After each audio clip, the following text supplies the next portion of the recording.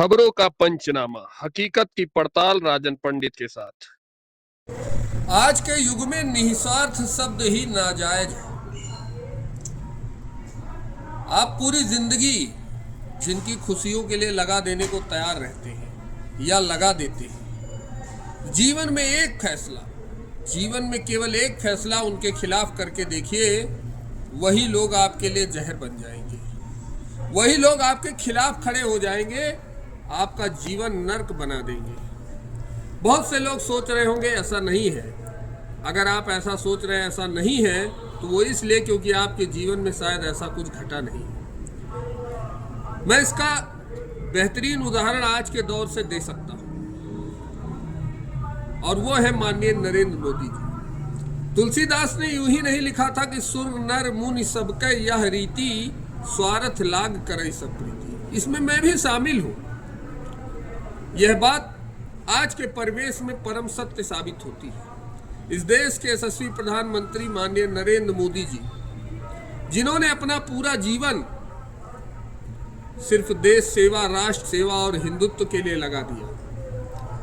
15 साल लगभग गुजरात के मुख्यमंत्री रहे, 12 सालों से इस देश के प्रधानमंत्री हैं, लेकिन पूरे जीवन में अपने परिवार के लिए, अपने यार मित्र के लिए, अपने दोस्तों के लिए उन्होंने कुछ नहीं किया।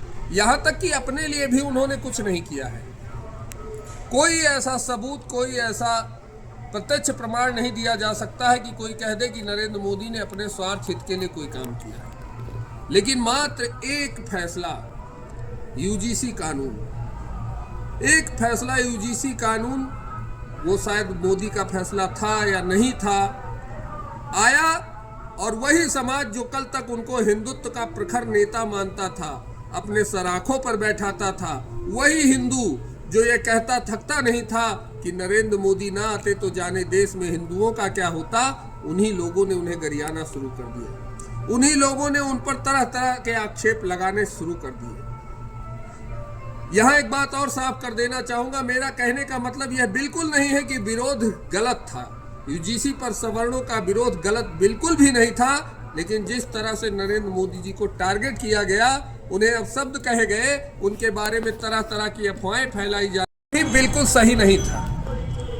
हम लड़ेंगे, हमें अपना हक चाहिए। अगर हमारे साथ अन्याय होता है हमें आवाज उठानी चाहिए, लेकिन किसी पर सारे एहसानों को भुलाकर इस तरह से आक्षेप नहीं लगाना चाहिए। हम अपना हक मांगेंगे, लेकिन मोदी जी से ही मांगेंगे, योगी जी से ही मांगेंगे। यही परम सच्चाई है आज के समाज की, हर घर की, हर रिश्ते की। आज दुनिया का कोई भी रिश्ता निस्वार्थ नहीं है।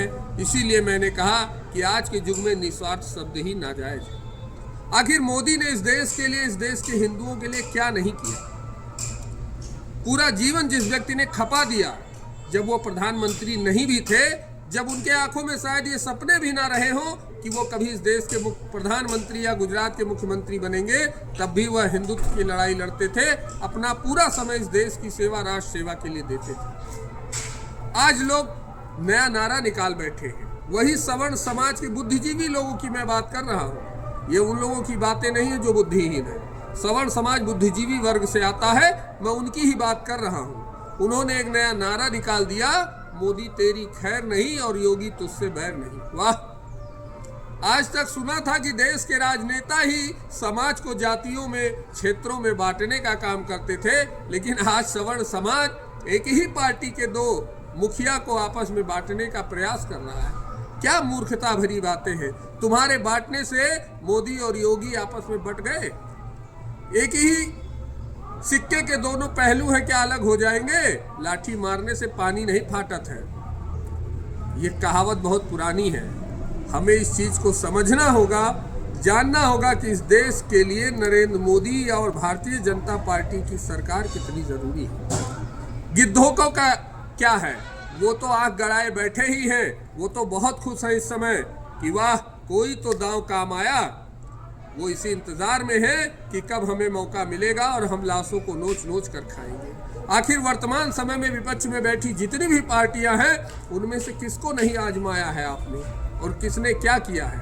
हम कहते हैं सवर्ण समाज के लिए 10% EWS आरक्षण ही सही, लेकिन भारतीय जनता पार्टी ने उसे दिया है। जहां हमें गलत लगेगा हम लड़ेंगे मोदी से, योगी से, लेकिन विरोध नहीं करेंगे।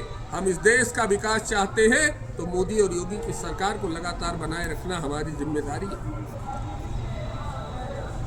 हमारी भी तो कुछ रिस्पॉन्सिबिलिटी है इस देश के प्रति। हम अपना परिवार पाल रहे, अपने काम में व्यस्त है, और वो एक व्यक्ति अपना सब कुछ छोड़कर इस देश के लिए लड़ रहा है। यही परम सच्चाई है।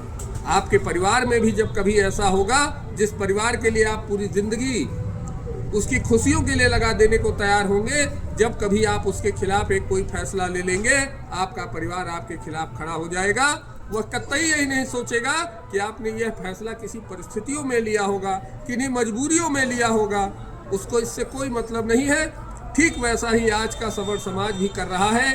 उसने कतई यह सोचने का प्रयास नहीं किया कि मोदी के सामने आखिर कोई मजबूरियां रही होंगी, कुछ कारण रहा होगा, या और भी कोई बात हो सकती है जो मोदी जी ने ऐसा किया। मोदी जी को तो यह भी सोचना है कि मैं किस तरह से इस काले राजनीति में अपने आप को सत्ता में बरकरार रखूं, जिससे राष्ट्र सेवा हो सके।